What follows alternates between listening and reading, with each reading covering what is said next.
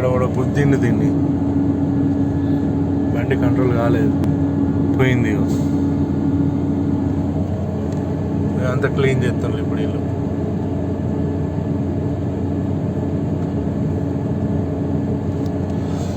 ఓహో, ఇక్కడ మొత్తం ఇదంతా డ్యామేజ్ అయింది. అందుకే చెప్తారు స్టాపర్ వేసుకొని మెల్లగా దిగమని.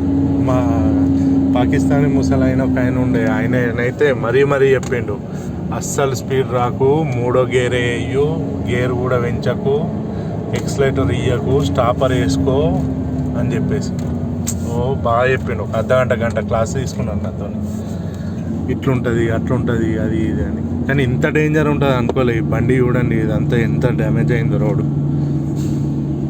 గీడుంది యాక్సిడెంట్ అయిన బండి.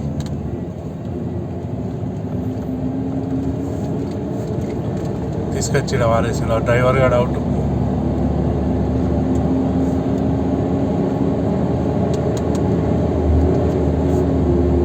డ్రైవర్ బతికే ఛాన్సే లేదబ్బా పాపం. ఓ షట్, స్పాట్ డెడ్. అందుకే చెప్తారు మెల్లగా దిగాలి, మెల్లగా రావాలి, మెల్లగా. ఇదంతా యాక్సిడెంట్కి సంబంధించిన సామాన్ ఇదంతా. పాపం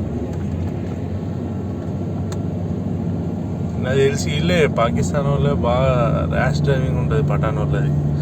వాళ్ళే బట్టి ఇట్లా అవుతుంది. అక్కడ ఉంది బండి స్పాటెడ్.